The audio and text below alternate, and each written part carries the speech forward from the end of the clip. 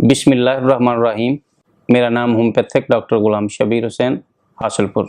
आज मैं आपको अस्थमा के बारे में बता रहा हूँ।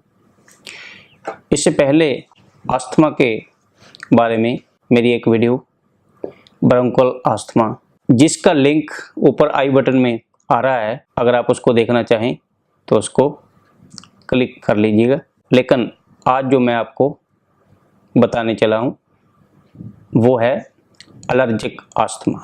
तो सबसे पहले ये जान लीजिएगा कि अस्थमा यानी दमा, इसकी 3 टाइप्स जो मैंने पहली वीडियो में आपको बताई थी, एक ब्रोंकियल अस्थमा और दूसरी एलर्जिक अस्थमा।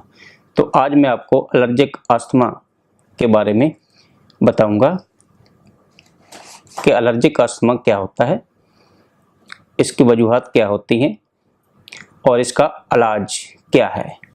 तो आइए मैं आपको इसके असबाब के बारे में बताऊं। इससे पहले कि मैं आपको असबाब बताऊं, आप मेरे इस चैनल को सब्सक्राइब कर लीजिए और अगर ये मेरी वीडियो आपको अच्छी लगे तो लाइक ज़रूर कीजिएगा। चलें मैं आपको बताता हूं एलर्जिक अस्थमा के असबाब। एलर्जी, जैसे कि आप लोग जानते हैं कि मिट्टी, धुआं, तेज़ खुशबू, बदबू, इस तरह डस्ट या फूड एलर्जी की वजह हो सकती है, जिससे आपके सांस लेने और सांस को बाहर निकालने में मुश्किल होती है। ये इसके असबाब हैं जिसकी बिना पे आपको एलर्जिक अस्थमा हो सकता है। अब मैं आपको 7 मेडिसिन इसके मुतल्लिका बताऊंगा जो इसमें बहुत फ़ायदेमंद होती हैं। सबसे पहले एलम-सीपा। एलम-सीपा ख़ुसूसी तौर पे जब एलर्जी किसी तेज़ खुशबू जैसे प्याज, उसकी वजह से अगर आपको एलर्जी हो तो एलम-सीपा। एलम-सीपा इसकी ताकत 30, जो कि 1-2 घूंट पानी में 5 कतरे इस्तेमाल करने से इंशाल्लाह आपको फ़ायदा हो जाएगा। नेक्स्ट एक दवाई डस्ट ही आती है। डस्ट 200 में आप एक हफ्ते के बाद एक खुराक इस्तेमाल करने से भी आपको फ़ायदा हो जाएगा।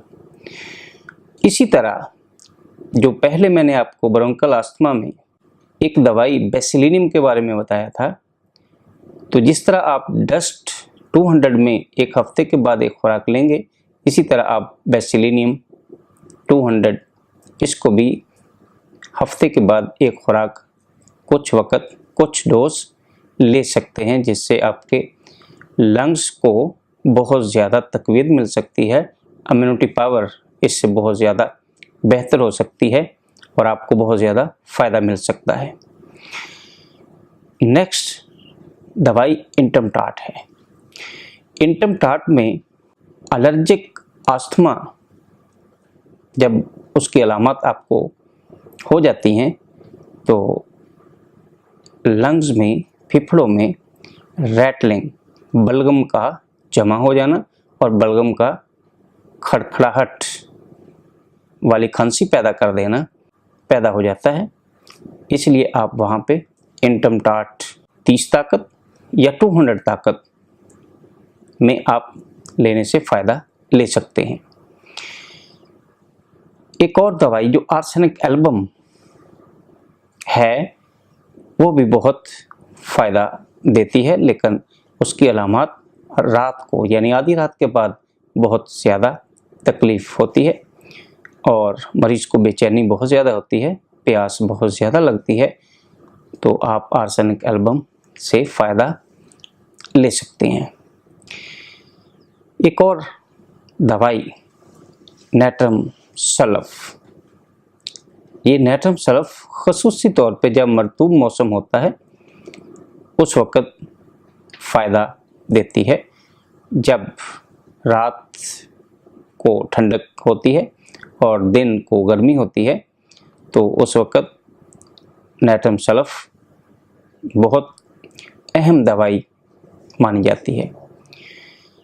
इसी तरह आखिरी मेडिसिन सलेशिया है। जो लोग पत्थर काटने का काम करते हैं, उनको अगर दमा की तकलीफ़ हो, यानी पत्थर कूटने वाले को अगर सांस की तकलीफ़ हो जाए, तो वहाँ पे सलेशिया 200 में कुछ दिन इस्तेमाल करने से इंशाल्लाह फ़ायदा होता है।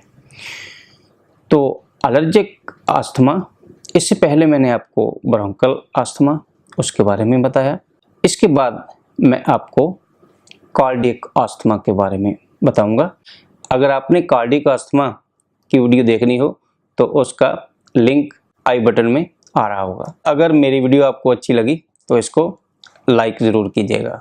अगर आप चैनल पर नए हैं तो मेरे इस चैनल को सब्सक्राइब कर लीजिएगा, और अगर ये मेरी वीडियो आपको अच्छी लगे तो लाइक ज़रूर कीजिएगा। वीडियो देखने का शुक्रिया। दुआ में याद रखिएगा। अल्लाह हाफिज़। वस्सलाम।